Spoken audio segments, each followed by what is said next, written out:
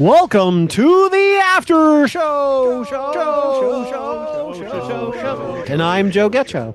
And I'm Mike White. And today we'll break down the creative duo behind WildC.A.T.s Better Living Through Violence, written by Matt Rosenberg, penciled by Stephen Jorge Segovia and Tom Durinik, and published from 2022 to 2023 by Wildstorm really published by DC. Yeah.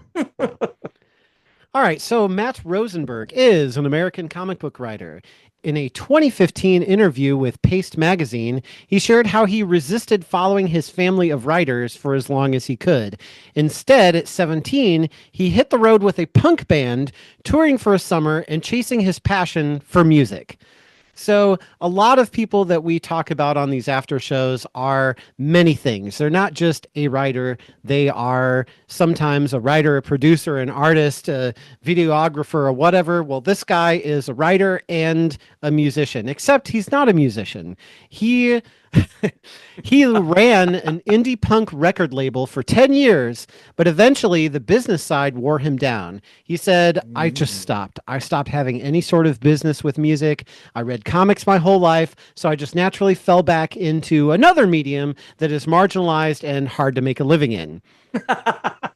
But eventually that shift brought music back into his life, this time on his own terms. So that's kind of cool because that kind of resonates with me a little bit about, kind of struggling with like, is this thing something I want to do? Is that thing something I want to do? Well, if I don't use this, then what good is it? Those kinds of things. So it sounds like he kind of wrestled with that, but eventually kind of came to terms with it. So that was sort of how he got into comics was, I don't want to do this music thing anymore. So I'm going to something else similar. He also went on to say that comics are beautiful, comics are amazing, so his only regret is that you don't have music. You can watch a TV show, and even if it's not well acted and if it's not well paced, if they put the right score in, suddenly it has a real emotional impact. We don't get that in comics. That's not a cheat for us. It has to be on the page. It's great and challenging, and he does sort of long for that. But in his head, there's always a score, and there's always a song playing. And I think that's cool because when you read a comic, you can play your own score. You can play whatever movie. Like, I'm watching this, or I'm reading this comic, and this part kind of reminds me about The Matrix. So I'll imagine the soundtrack in my head. Oh, this reminds me of Van Helsing. I'll play that soundtrack in my head. So you can kind of do that, and it's kind of fun that way. So his first writing credits are actually not until 2013 with Black Mask Studios.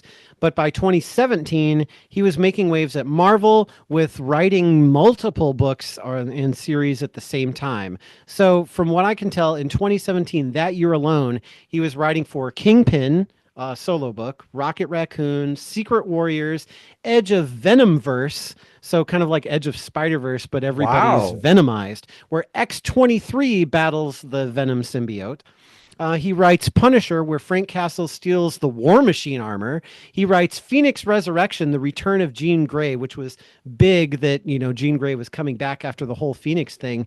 And apparently he's also a very huge X-Men fan because he told CBR in 2017, it's the X-Men. That's all they ever have to say to me, and I'm in. So he likes X-Men. That's awesome. 2020, he wrote Hawkeye Freefall, where the Hood, who is not Red Hood from DC, but the Hood from Marvel, who's like a demon kind of character, I think. Yeah. He uses Bullseye to frame Clint Barton for crimes using the Ronin costume. And he also co-wrote 4 issues of Amazing Spider-Man with Nick Spencer. He also brought his love of music into comics by going to Archie Comics, and he co-wrote The Archies with Alex Segura following the band's adventures in the indie rock scene. So in an interview with The Beat before the comic came out, he said, I toured with bands for a bunch of years. The proximity of a tour van, the loneliness of being in a town where the only people you know are your bandmates, the happiness and heartbreak of playing music, all of that will push and pull our little band in interesting directions. So it's kind of cool that, he's tied into Archie that way. He got to write something about music, and our next review on the podcast is an Archie comic too. So coincidence. Yes. And it has to do with the music of death. Yeah, the music of Predator. My action figure fell. And Dang then it. by 2021, he was writing for DC Comics, kicking off another productive stretch with titles like versus Vampires, Task Force Z, Birds of Prey. From 21 to 2024, he contributed multiple Joker stories and a Batman and Red Hood run. Yes, Red Hood this time, not the Hood. Oh, Most recently, he's been behind the Wildcats revival, which we talked about during the episode, and he contributed a short story, The Grifter, for Wildstorm's 30th anniversary special in 2023. that's cool. I have read Task Force Z. It Okay. is an absolutely insane concept where basically Amanda Waller is taking killed supervillains and reviving them. And so she has an army, but they don't come back like all okay. Of And course Jason not. Todd is As if one they of were in the those first place. people, yeah, that gets killed and brought back with her. It's like Lazarus resin or something is what it's called. It's derived from the Lazarus pit, I guess.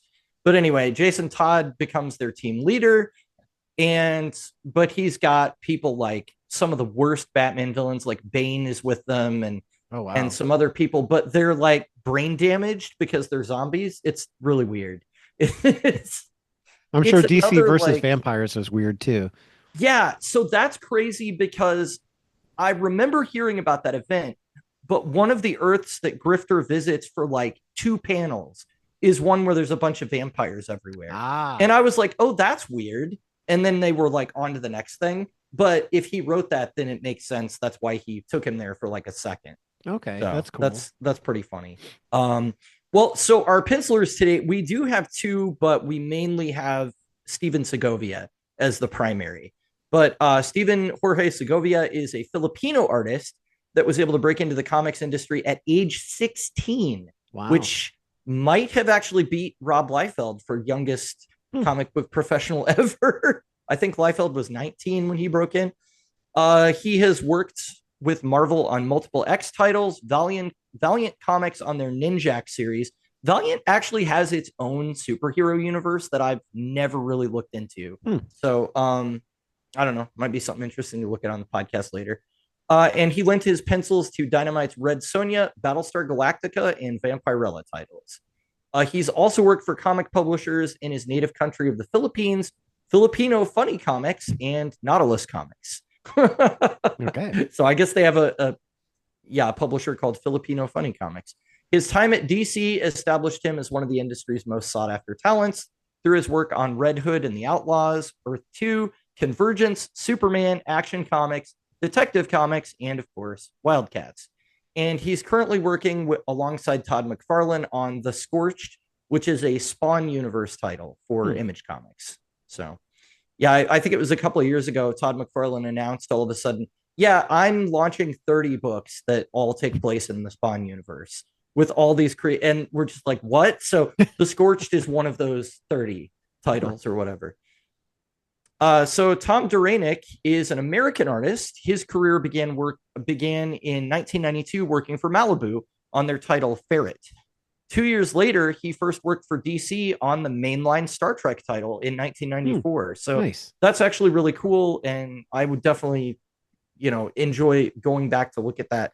Unfortunately, a lot of those licenses that are with a publisher and then go to another publisher later will not be available in the app. I don't think you can go to Marvel Unlimited and read the period where they had the Star Trek license Hmm. or DC either, but Right. which is kind of a shame.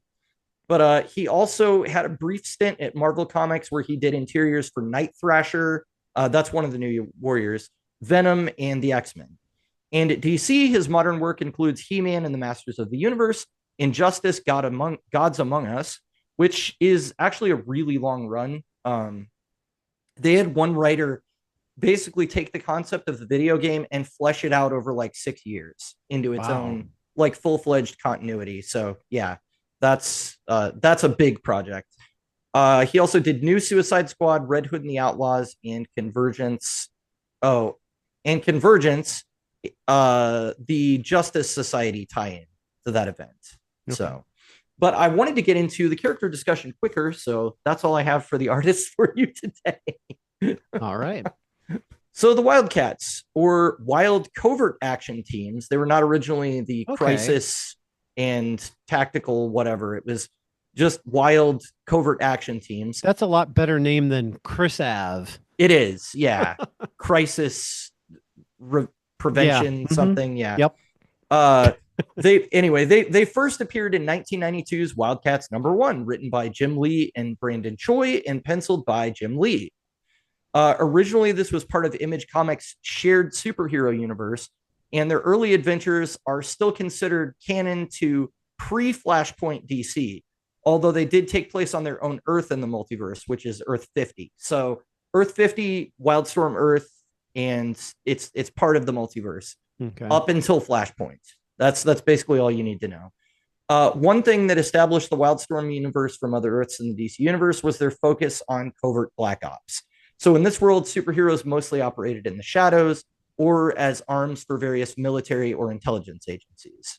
Yeah, in the comic we read, it seemed like their idea of black ops were more like loud ops, like Mission Impossible, but instead of impossible, it's more Yeah. like mission. We blew up the entire building and killed everyone, but we told no one. But everybody knows that something happened. Like at one point, when the seven soldiers of victory are Yeah. saying, "Hey, we're the ones that rescued the ambassador's son," Clark Kent starts doing the digging and finds out that, well, actually, it wasn't these guys who saved the ambassador's son. It was this other group that you guys have that you're trying to keep under wraps. And they're like, "Oh, no Mm-hmm. comment, no comment. How the heck did the Daily Planet know about this?" Kind of thing. So they they need to work Yeah. on their covert black ops a little bit. So one of the things that you really had to suspend your disbelief in those old superhero comics is it's the 90s. So excess is everything. Everything Sure. is bigger, louder, more explosions, more pouches. We're right in the middle of that era. So during the time, they were just like, but what they're doing is fighting a secret war. And you just kind of had to accept it. Yeah. Even though in their introductory arc, they actually killed Dan Quayle, who was the vice president of the United States at the time. And he was secretly a Damonite. So they kill him. Hmm. So like how no one found out about that, I don't know. But Yeah. at any rate, yeah. So I do like that in the story we read, Rosenberg is like, you know what? No, Cole made a big explosion and everybody found out about it and they have to go public, basically. Yeah. So that was kind of good. The That Wildcats out of the bag. yeah, yes, it is.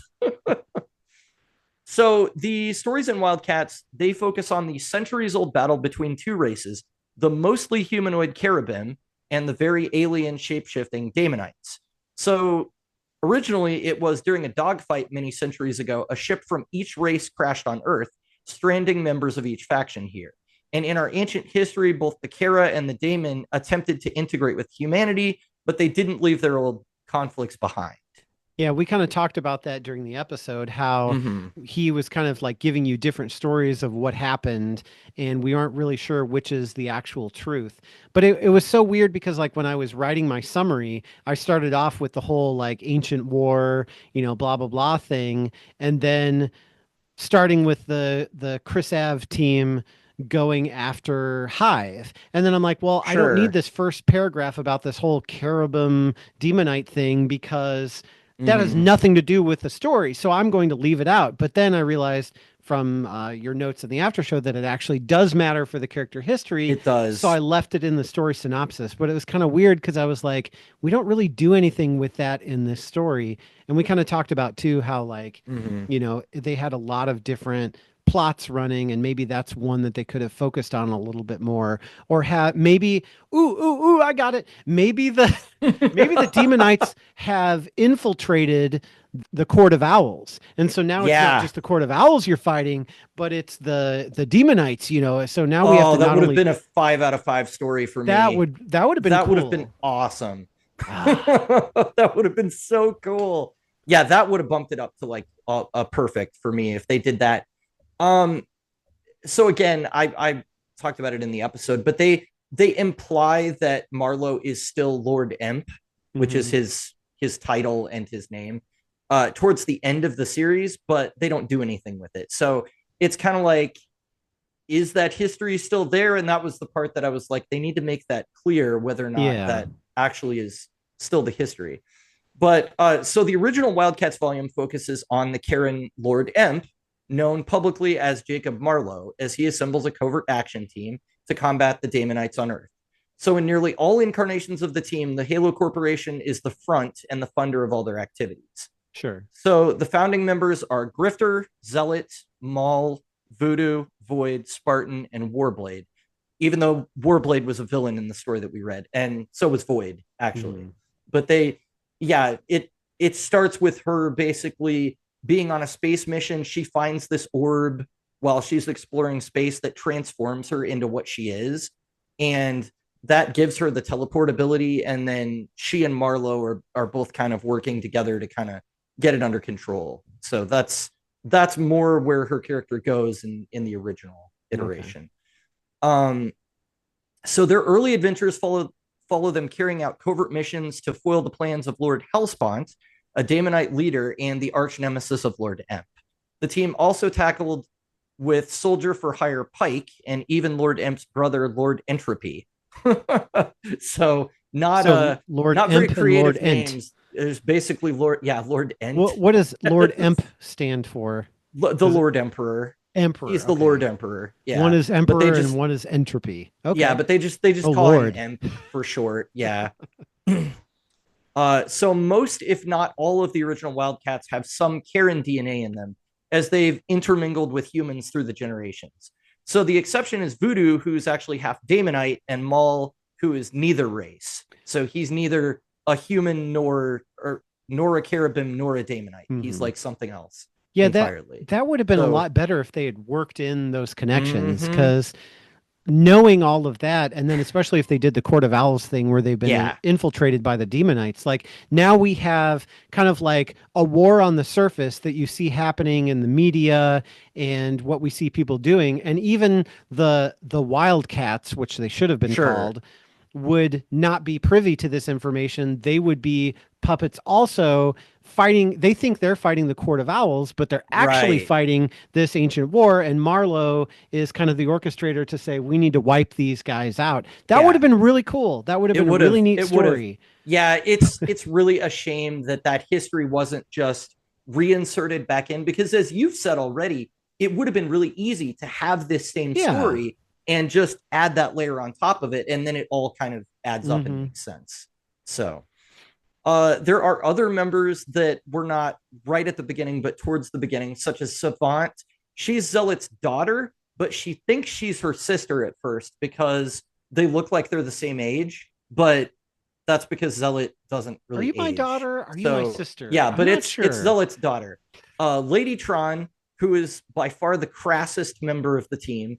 That was the case a long time ago. It still is today. Like half of what comes out of her mouth is really, really foul. So yeah, kind of like Kaine, I guess. Yeah.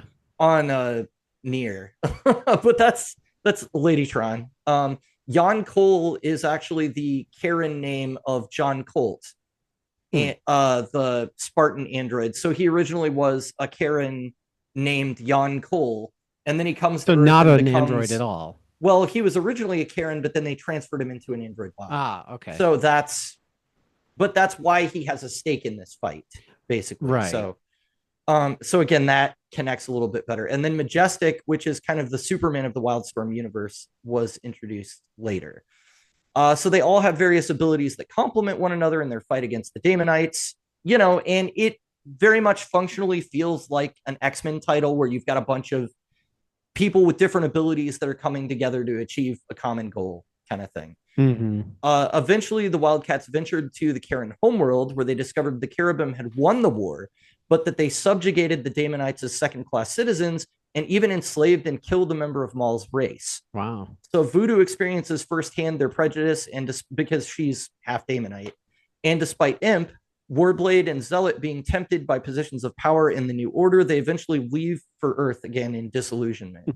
So they eventually have to be like, it's like when Odo goes back to the Founders, right? Yeah. When he's like, I found my people and they suck. That's kind of what happens to them, is like they go back there and they're like, this is not what we wanted to be a part of. So that team falls apart, with Voodoo and Imp leaving for good, while Savant and other members join a new team led by Majestic. So that Yeah. starts kind of a new period when they have, you know, people that were on Seven Soldiers of Victory in this book actually be real heroes as part of the Wildcats. So, That really sounds like kind of like a Guardians of the Galaxy mm-hmm. storyline from Marvel, where, we've got Peter Quill, who's the hero of the team, and his father also happens to be a living planet, like in the movie. Right. Yeah. And, so he's actually part planet. Um, He is. and so we find out he has these powers and all Mm-hmm. this other stuff, and that would have been a really cool way to work in Cole's psychic ability, is Yeah. if they start learning about all the stuff that's going on behind the scenes, and then suddenly Cole's like, I had a feeling that things weren't on the up and up, and then I started to realize that it's not just a feeling, but I actually have an ability now that Right. I'm half planet or half Kieran or half Yeah. whatever. Mm-hmm. I have this ability now. Like, the more I Yeah. learn about the history, I'm like, this book could have had all these things in it, and it would have It been could really have. interesting. It could have. Yeah. Yeah. I mean, so one thing that I'm hoping I can kind of frame for you here is that the original universe, well, it started out of a time that comics were really being led by the artist and not the writer. Hmm. They developed it into something that really was pretty interconnected and made sense. Yeah. And everybody had their own niche to kind of fill in that universe. So Hmm. it's a shame when we get sort of half baked versions of those characters because they used to really be something that was unique. Right. Now they're kind of Um, just aimless wandering, and you're like, yeah. what are they even And doing? for years, like a lot of years after New 52, it was like, well, they show up in this person's book or they show up in that person's book as like a Yeah. background character, but it's like it's not showing us their thing. Right. So so expanding out a little bit from the Wildcats themselves, there are other team books in the Wildstorm universe, like Gen 13. They're the teenage super team that were experimented on by IO, which is a superhuman research division tasked with creating more supers. And so Caitlin Fairchild of Gen 13 showed up in our story today. And the picture I have here has Caitlin front and center, Caitlin Fairchild. Grunge is on the left. Sarah Rainmaker is on the upper left. I believe that's Burnout above her, and then I don't remember the other woman's name. But those are all like the Gen 13 characters. So Okay. that's their Teen Titans basically, except that their thing is they were experimented on and they're like on the run from this government agency that wants to control them, Mm. basically. And I see Gail Simone on the cover. Yes, yeah, So, Gail Simone actually wrote volume 3 of that title. So okay, cool. this again, we start out with most of these characters with it's an artist and somebody coming in to kind of polish their draft a little bit. Hmm. But by the time we get to like some later issues or maybe like a new number one, they've gone, we need writers. So they actually pull in people that are experienced writers to kind of flesh things out better. So yeah, Simone was one of those people. Nice. So we also have Wetworks. They are a team of Black Ops soldiers forced to bond with golden symbiotes that give them superhuman abilities.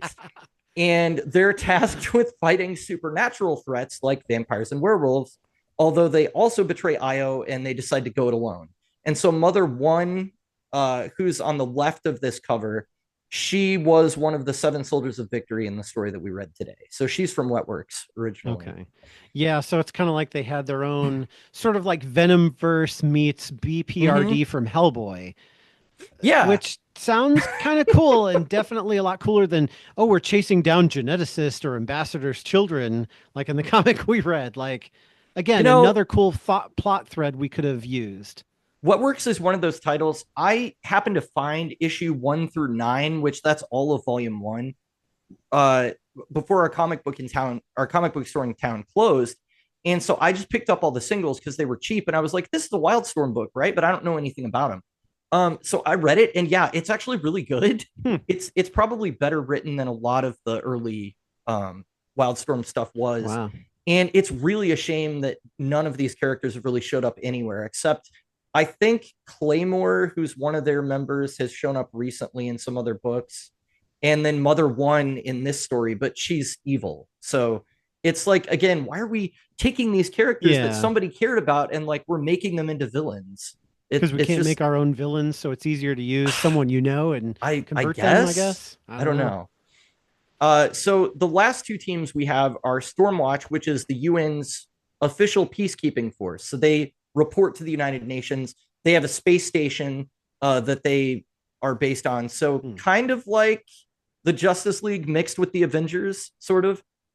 They use an international roster of superheroes from different countries all over the world to go on covert missions to sort of keep the peace between nations. So that's a picture of Stormwatch there. The leader battalion is the guy with the sort of dome helmet thing up front. And none of them appeared in today's story, but they did get their own miniseries, Waller versus Wildstorm, that I have in hardcover back there, where Amanda Waller is sort of working to take them down. So that's again, if they put them in the right niche in DC, they can make sense. If you have them interacting with other intelligence organizations and secret societies, the problem with doing this, though, is that DC already has so many superheroes that it's harder to suspend your disbelief that Superman or the Justice League aren't getting involved when some of these things happen. So that's really the sort of like narrative quandary about having them in DC. The comic. Go ahead. The Stormwatch cover, I was going to say, kind of looks like Cable and the X-Force to me. That's what I see when I look at this. It's very 90s. It's very much. So these artists, most of them actually all of them that formed Image Comics at the very beginning were from Marvel. And they were almost all working on the X titles, became really big stars as a result, and went, we don't like having bosses. Why don't we just do this on our own? Right. So that's basically what they did. And so, yeah, if you're seeing parallels to like X-Men covers, that's not a coincidence. These are guys that kind of shaped the look of a lot of those characters we know. And then they left the company and did their own thing after. So makes sense. And then finally, we have the Authority. They're the most public superhero team, but they use really extreme methods. They're very morally ambiguous, and they sometimes will even topple governments if that's necessary. Oh, wow. So they have no qualms about like crossing international lines and doing whatever they feel like is right. So they're there's no prime directive. There's no prime directive for the Authority. Wow. They'll step in and do what they feel like they want to do. So Midnighter is the character in the bottom left. Okay. He actually has a fight computer in his head, which allows him to. So you know how Sherlock Holmes, right, in the Robert Downey movies, he can see punches before they're going to happen. That's Midnight's superpower. He can see an entire fight choreographed before it happens, so he knows how to counter every move. So it's called his fight computer, but that's basically his thing. And then so he was actually in the last half of the Wildcat story that we read. They bring him in and actually have him be part of exposing Halo to the world and showing like their misdeeds so that they can't exist anymore.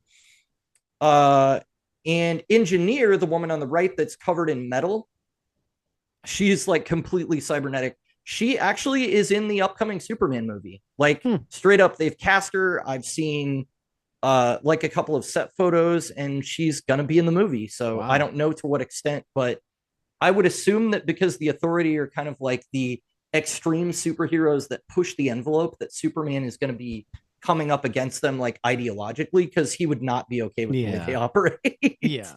So and finally we have Team 7, who are a group of Black Ops soldiers exposed to the Gen Factor, giving them psychic abilities, and Grifter was a part of this unit. So that's where his psychic abilities come from. That would actually been like a cool flashback too, like showing him as, you know, this Black Ops soldier that just can't play by the rules and gets these psychic abilities as part of a program, but then goes rogue. And now, you know, because he was in the group and they were wanting to kind of like the Authority do some stuff that's morally questionable, and maybe Grifter wasn't, you know, on board with that. So then he wants to split away from them and do his own thing. And he finds Halo Corporation. Hey, I believe in what you guys are doing. I want to sign up. Like just that connective tissue, or give me a reason for him to be here, is what I was missing. And I feel like they had a lot of opportunities, now I'm finding out, to connect it all, and just didn't. I think my score is going lower. Yeah. So, oh, wow. Yeah. I mean, so here's the thing again, and I know you didn't get as much enjoyment out of the story we read today, but what I'm hopefully communicating to the audience and you as well is that like these characters all had a niche. They had a place in their world. It all fit together like puzzle pieces, and it all made sense. And then Flashpoint happened. So that's something that we're going to get to here very shortly. But the next period that I want to go through it again as quickly as I can, I know we're running long, is the Wildcats in DC Comics. So the reason that this happened in the first place is because Jim Lee, after several years working at Image, owning his own imprint of the Wildstorm characters, got offered a really high position at DC Comics. And he was like, well, yeah, that sounds great, but I want to bring all my guys with me. I don't want to like lose control of that. So in part of the deal to get him to be in this management level position at DC, he sold all the Wildstorm properties to DC, effectively making it that even if it said Wildstorm on the cover, DC is the publisher. So that's where sort of a shift happened here. So during Grant Morrison's time writing Justice League of America, which that's one of the most famous runs in the team's history, the Wildcats actually crossed over with the JLA, first establishing that these characters were in the same multiverse. So there we have JLA Wildcats #1. Okay. And you've actually got Majestic there, who was in the Seven Soldiers of Victory up front, Maul there in the back, and a lot of the JLAers as well. So one of the other ways that they interacted was the events of Captain Atom Armageddon actually follow Captain Atom's accidental transference to the Wildstorm universe, and he gets a new outfit to match, which you see on this cover here. But basically, when he loses containment, one of two things can happen. Either the radiation explosion, well, it's like a quantum explosion. It either sends him through time or it sends him through reality. And so this time he loses his cohesion. I don't know what the reason is. Somebody in the comments can definitely tell me, though. But he winds up in Earth 50. Yeah, he winds up on Earth 50. Okay. And so then for a while, he's actually a superhero operating on Earth 50. So that was like a really major crossover between the two universes there. And then finally, during Grant Morrison's Final Crisis event, Majestic showed up as one of the Supermen of the multiverse. And I don't know if you can see, because there's a lot of characters in that shot, but Majestic is kind of above Captain Marvel's cape there. I call him Captain Marvel because at this point he was called Captain Marvel. Okay. Now he's Shazam, but at that time, yeah. At that time he was Captain Marvel. Yeah. So is that why Majestic had a chip on his shoulder when it came to Superman? Because I wondered of this. And so he's like, he sees Superman and he's automatically like in fight mode, like, oh, I gotta take down another one. Yeah. It seemed like that he had kind of a rivalry against him in his mind. The thing about him saying I'm Kryptonian is absolutely not true, and I don't know where that story thread was going. Yeah. So that was really weird, but yeah, I don't know. Majestic is actually someone that was created, as we'll see in modern continuity. Okay. So because now we are heading into Flashpoint, but before we get through Flashpoint, during the actual Flashpoint event, Grifter and other Wildstorm characters were on the same Earth as DC. So the Earth that was created whenever Barry prevented Reverse Flash from killing Nora Freeze, I almost said Nora Allen.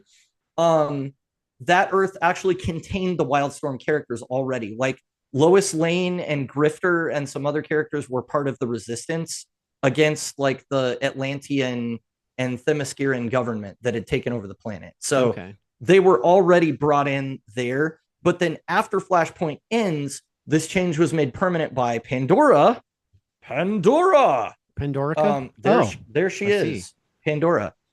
And she brought together heroes from DC's New Earth, Wildstorm's Earth 50, and the Vertigo universe into a new reality called Prime Earth.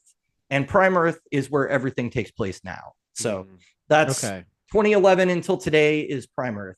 They've done retoolings where they've added in little elements where people were like, we're not happy with how this person was portrayed. Can you change it? And they'll do that. But it's not actually had a hard reboot since the New 52. That's hard and fast. Like that's where modern continuity begins. So this shot we have here, you have Pandora in the middle. The Wildcats are to her upper left, and there are some members of the Authority to her upper right there, actually. So, and it may be a little bit hard to see, but that's from the very last issue of Flashpoint. there. Gotcha. And Yeah. there's the Justice League in the Yeah. corner. The And it looks Justice League like, are there. is that Grifter's, Pike or Grifter? that's Grifter. He's Okay. actually got his, He's with the Justice he's League. with the Justice League there. Yeah. So again, they're really selling that like, hey, these characters are all in one universe now Yeah. with that shot. Um, so as was the case with a lot of New 52 changes, many of the Wildstorm characters were not treated very well. And so while members of the Authority and Stormwatch were actually treated with some care, the characters from Gen 13 and Wildcats, which were probably more popular books anyway, really suffered for the reboot. So Team 7, which was one of the bright points of the reboot, re-envisioned those early Black Ops adventures with Grifter, Deathstroke, Amanda Waller, and Black Canary all on the same team with a mix of other Wildstorm characters, including the person that eventually became Majestic. This is still canon. So Grifter was on a team with Slade Wilson, and that's when Slade became a super soldier.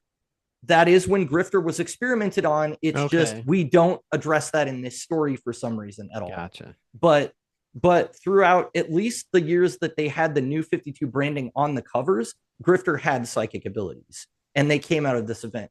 Also, Majestic, who's kind of their Superman, he's created, and they find out that the goal of Team 7 was actually to create a Superman level superhero As that one would does. be on the payroll for the intelligence agencies, you know. So And that is was that that was kind of the goal. Amanda Waller with a gun? She's actually like a Yes. member of the team, not the Yes. leader who manipulates people. Wow. Yeah, so she was this is before she was the sort of manipulator. She was the manipulated in this. Yeah, she was just another like intelligence operative on this team.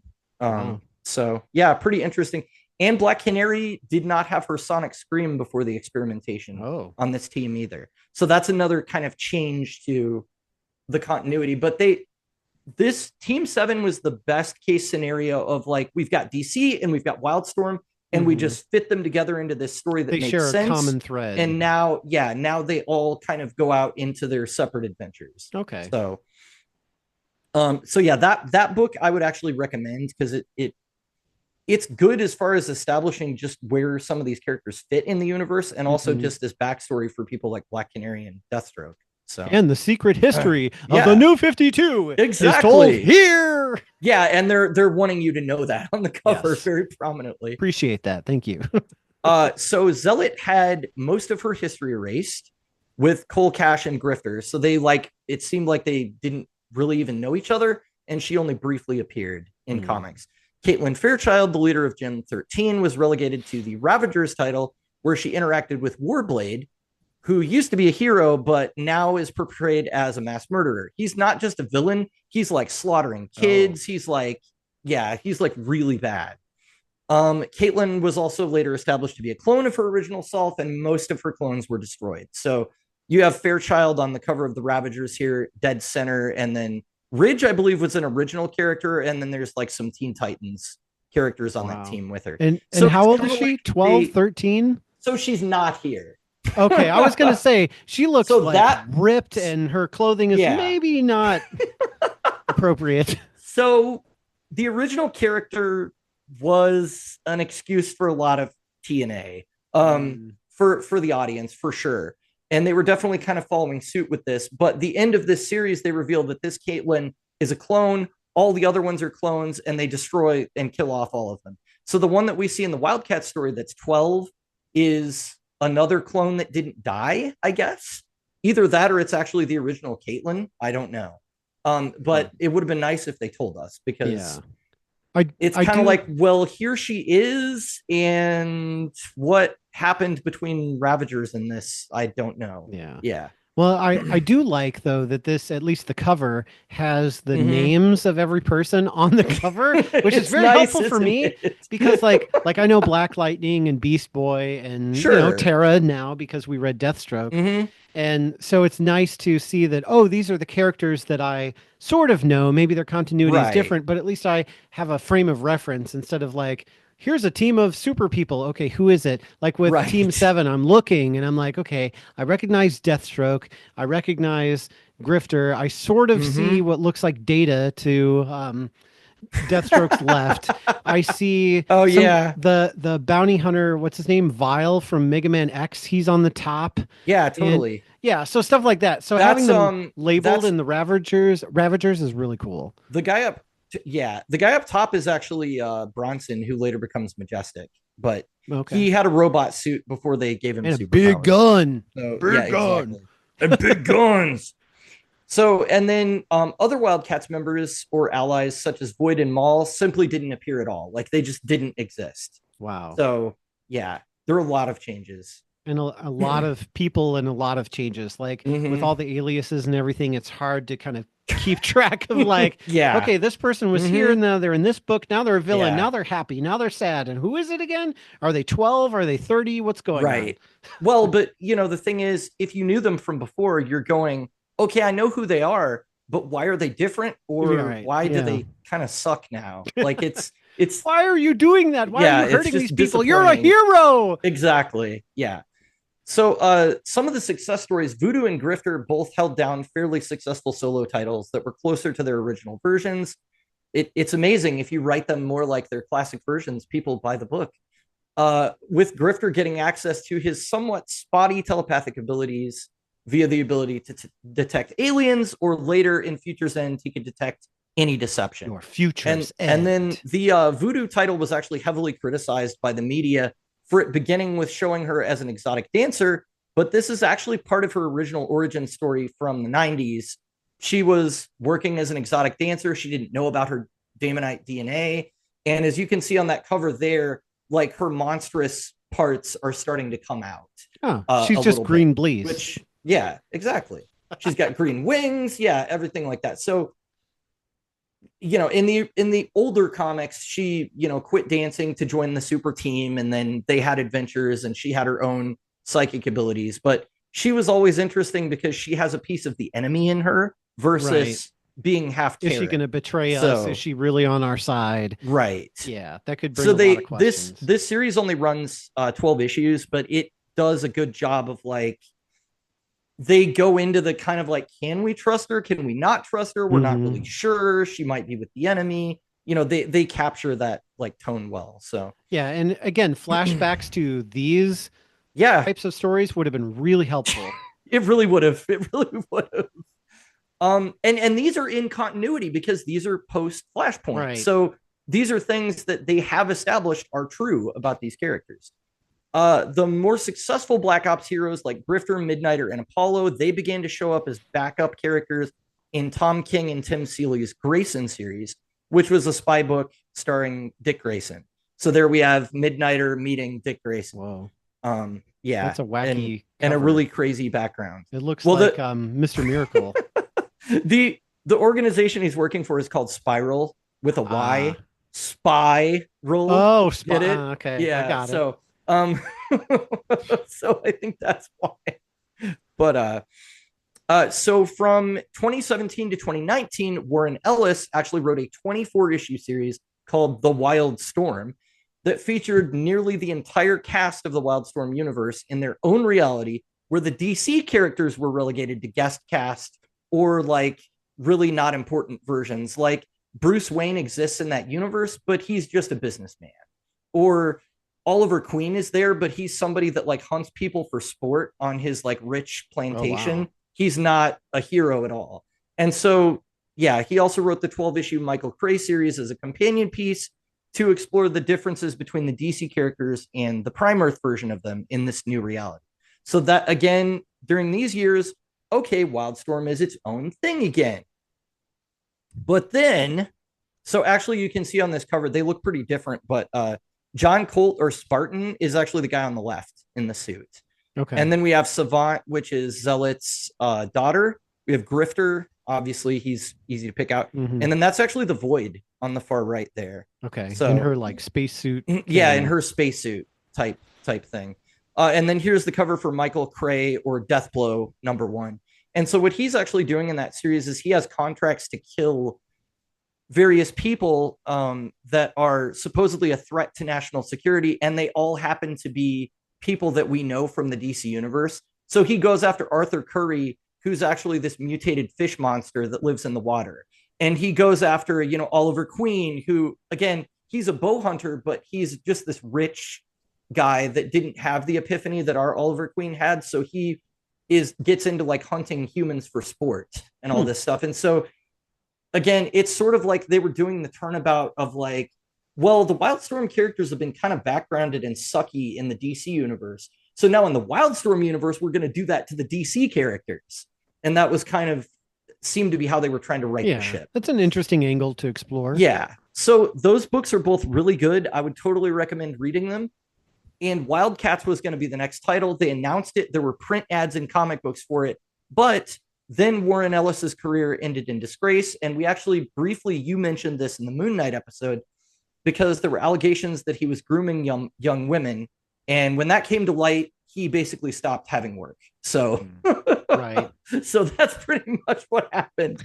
So at that point, DC again goes, oh, we have these characters, but we don't want to use the Warren Ellis stuff. So after the Infinite Frontier event, DC and especially Matthew Rosenberg made efforts to fully integrate Wildcats into DC proper. So this begins with Grifter making his appearance in Batman number 101, where Lucius Fox hired him as a security consultant, and Halo Corp was established to have an office in Gotham City. So again, we're putting them in DC. Right. And here's Grifter's first meeting with Batman.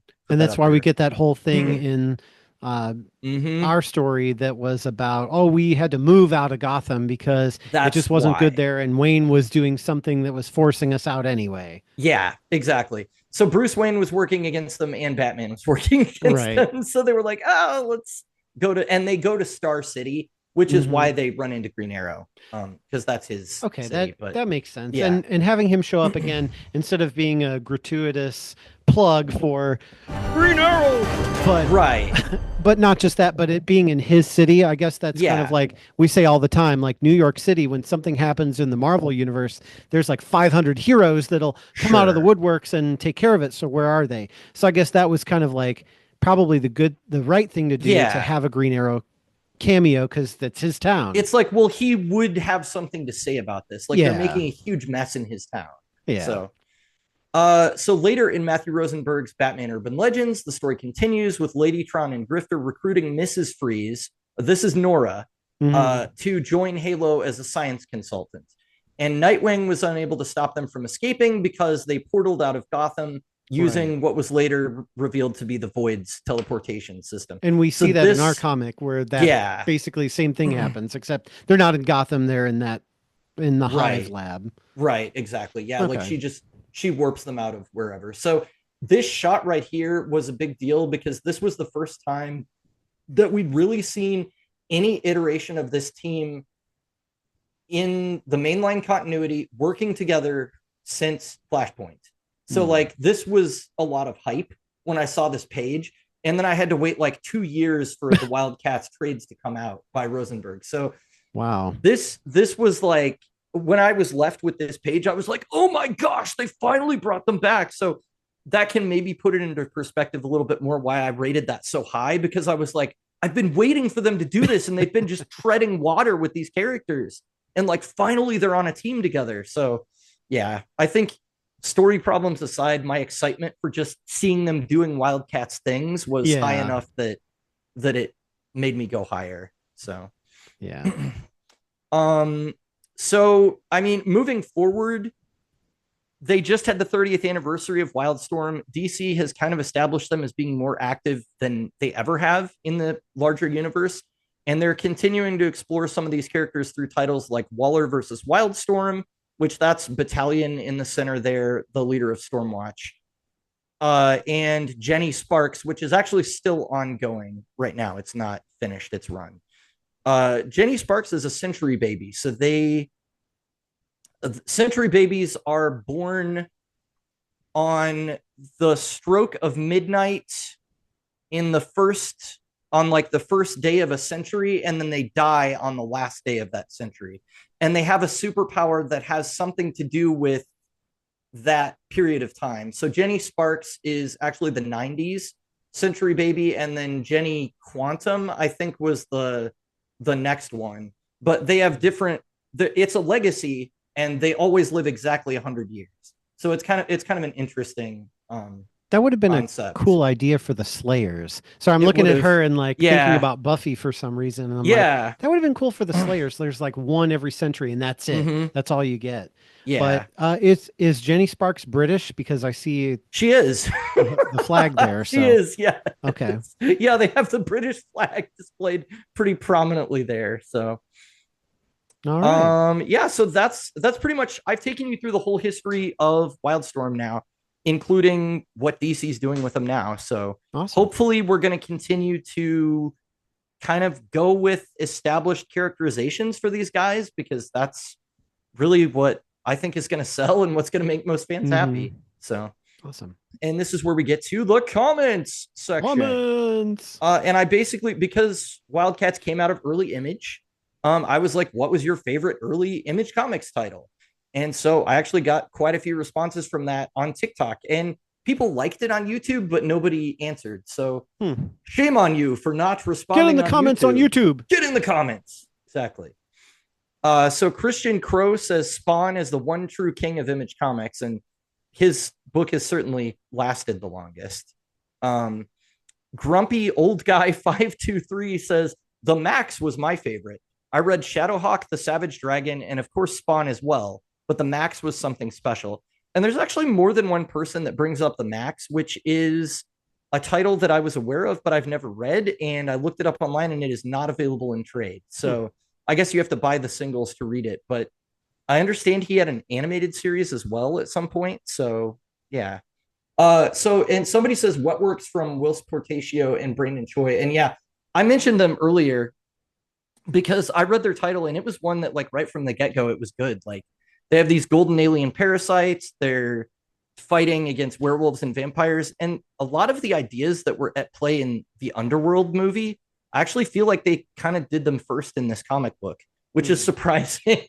So, except for the alien parasite angle, obviously. So Yeah, it sounded kind of interesting. mhm. I'm kind of curious to check it out. Yeah, that one is available on the DC app. Oh, good. Fortunately, That so that helps. that one actually you can read through a DC Universe subscription pretty easily. Awesome. Somebody said I watched the Savage Dragon cartoon back in the day, and reading Spawn makes it wild that Chapel was in Youngbloods. Also, I hate that Wildcats are in DC. Yeah, so Wildcats being in DC is something that a lot of people are not happy with, actually, Hmm. because I think you can see from what I explained about their history, they made a lot more sense on their own Earth. So Yeah. And there's all this like forced, oh, you're in the DC universe. So again, sure, cameo, cameo, cameo. Let's connect everything. right. Like, why can't it just be its own thing? Why does it have to be connected so intricately? Well, Because it's and DC, like the we need to Marvel show people. movies, how they the Marvel movies, especially the last like 4 or 5 years or so of content, it seems like they're going out of their way to be like, this was connected to the snap or this was connected to the whatever. And it's like, just tell me a good story. You don't have to establish that, like, why it's important because it's connected to this Yeah. other Just thing as that I like a like. throwaway. Oh, just so Yeah. you know, it's connected. Like, okay. It's like, all right, cool. Yeah, if we're dealing on an episode that somebody was gone for the snap and they came back and they come back and they find out their crime empire is not what it once was or something, then Right. okay, it's worth mentioning, but not necessarily dwell on it. But if we, I don't know, show a scene where it's like, hey, guess what? It's connected to the multiverse, and then that scene is over, and then we never talk about it ever Right. again. Why? It's just like, why we don't, it wasn't relevant to this story. Yeah. Yeah. Yeah, so that's one of the problems that they've had. I mean, multiple writers have had with doing it.